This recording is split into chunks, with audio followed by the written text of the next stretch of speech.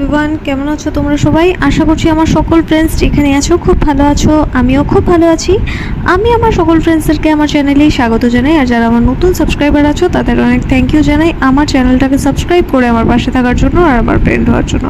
আর যারা আমার নতুন ভিউয়ার্স আছো, মানে যারা আমার ব্লগ দেখছো অথচ আমার চ্যানেলটাকে এখনও সাবস্ক্রাইব করছো না, তাদের আমি বলবো কেন করছো এরকম?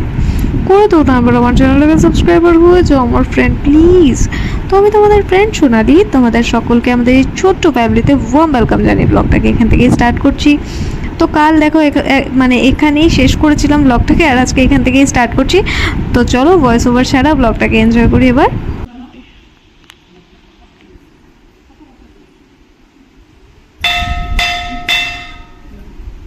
কি সুন্দর মন্দিরটা, ঠিক আছে? দেখো শিব মন্দির, এই যে মহাদেব বিরাজমান এখানে, ভীষণ সুন্দর মন্দিরটা।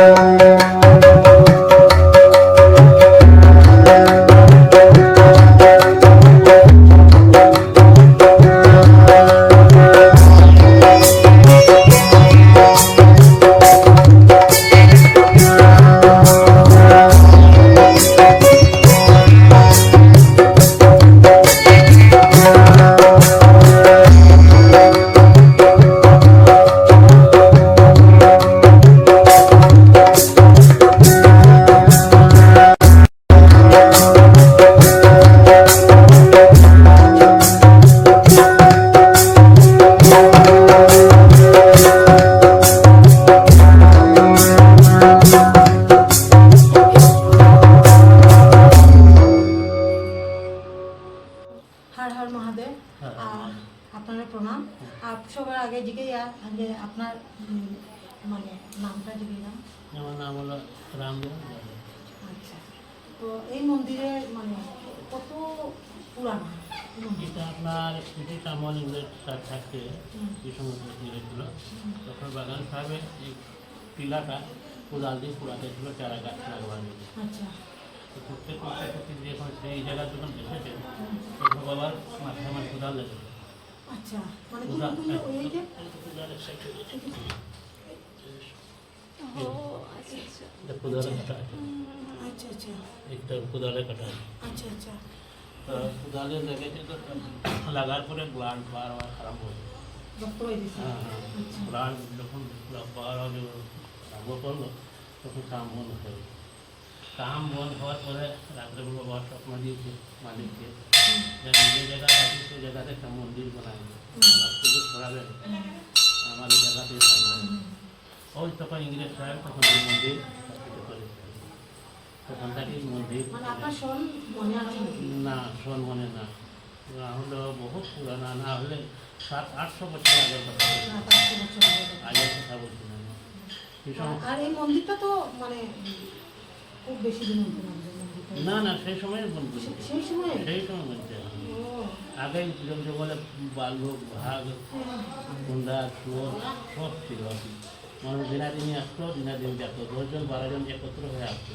আপনার এই মন্দিরের পূজারি আপনার সিরিয়াল মানে আপনার দাদু বাবা এরকম বলে সিরিয়াল আপনি আপনি ওনারই বংশ করেন না?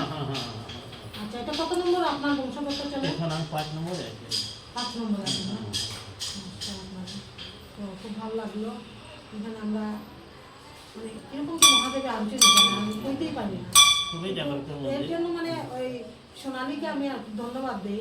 ও বলেছে কাঁঠাল বাগানের মন্দিরে যাবো, ও শুনেছে ওখানে খুবই জাগ্রত, খুব জাগ্রত মন্দির। খুব জাগ্রত। আপনি যা খুঁজবেন অন্তর দিয়ে সেই পাবেন, আপনি এটা মিথ্যা হবে না, এটা ব্যর্থ হবে না, খুব মনে দেয় আলো করে।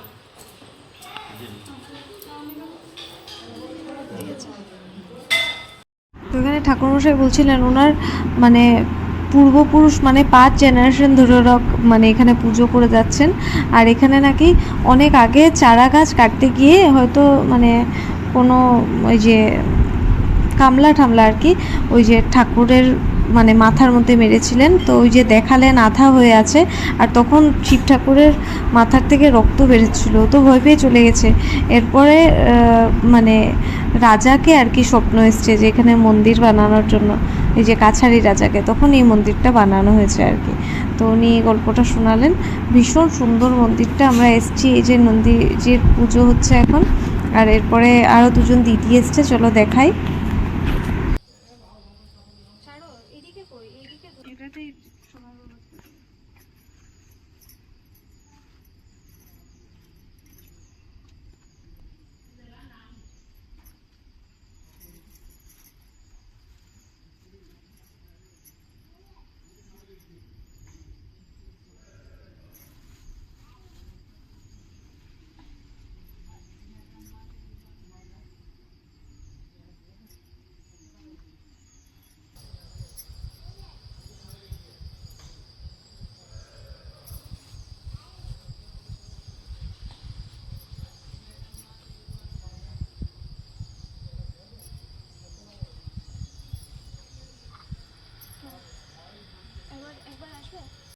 দেখো এবার শুধু দেখো আমি কি না চাইনি, মানে ওনার কানে, আমি নন্দী মহারাজের কানে একদম বাড়ি গাড়ি টাকা পয়সা বাচ্চা কাচ্চা বর সব চেয়ে নিয়েছি।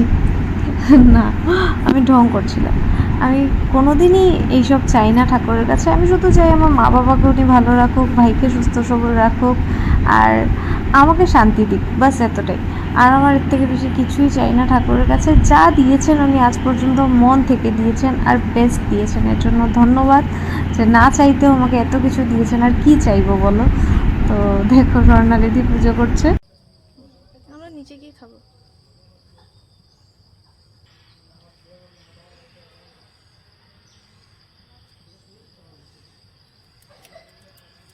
মায়ের রাস্তা দিয়ে ভুল করে নেমে চলে গেছিল, এই দুজন আন্টি মাকে পৌঁছে দিয়েছে। দেখো দেখো দেখো এমন অবস্থা, আমি তার জন্য তো দৌড়িয়ে দৌড়িয়ে এসেছি, আমি জানতাম কিছু ভুল করবে।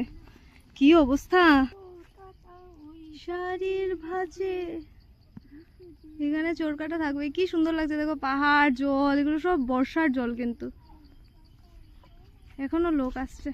কি সুন্দর লাগছে দেখো জায়গাটা। এদিক থেকে দেখো, এই যে পাহাড় দেখা যাচ্ছে, জুম করতে পারছি না, হাতে অনেক জিনিস। দেখো কত কত সুন্দর লাগছে জায়গাটা। 24, 25, 26, 27, 28, 29, 30, 31, 32, 33, 34, 35, 36, 37। ওয়াও কি সুন্দর জায়গাটা দেখো। ও মাই গড, এত সুন্দর জায়গা, এখনো মানুষ আসছে। এগুলো মানে আশেপাশেরই মানুষ। ও কি সুন্দর, ভীষণ সুন্দর। দেখো দেখো কি সুন্দর লাগছে দেখো।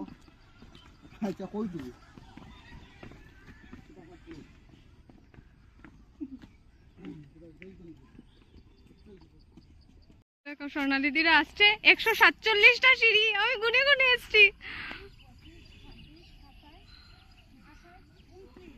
দেখো এই যে দিদিরা পরে এসছে, এই যে একটা দিদি, এই যে আরেকজন দিদি, আর এই যে স্বর্ণালী দি, ঠিক আছে।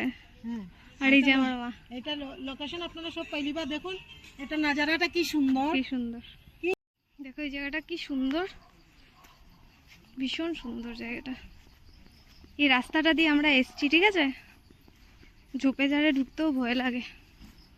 দেখো কি সুন্দর জায়গাটা, ভীষণ সুন্দর। হ্যাঁ বিশাল বড় পুকুর। আর এখানে দেখো তিনজন মিলে রিলস বানাচ্ছে, আর ভয়েস ওভার দেওয়ার কারণটাও তোমরা বুঝেই গেছো, তো ভয়েস ওভার ছাড়া চলো এনজয় করি।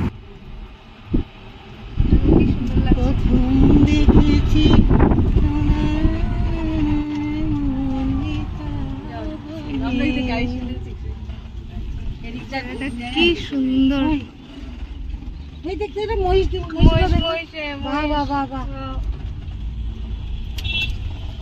কি সুন্দর লাগছে দেখো, সানসেট হচ্ছে, এত ভালো লাগছে দেখতে, কি সুন্দর জায়গাটা। এগুলো সব কিন্তু বর্ষার জল, হ্যাঁ কি সুন্দর দেখো।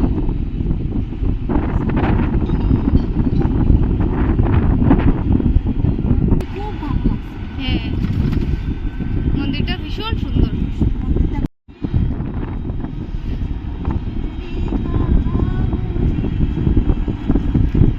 তো এখান থেকে ডিরেক্টলি আমি চলে গেছিলাম ইসকনে, মার জন্য পুরি নিয়ে নিয়েছি, আর পুরি নিতে নিতেই ভাবছি ব্লগটাকে শেষ করে দিই। তো আজকের ব্লগটা এতটাই রাখছি, আশা করছি আজকের ব্লগটা তোমরা এনজয় করছো। আজকের ব্লগটা তোমাদের ভালো লেগে থাকলে অবশ্যই লাইক কমেন্ট শেয়ার করো। দেখা হচ্ছে কাল নতুন ব্লগে। টাটা, ভালো থেকো।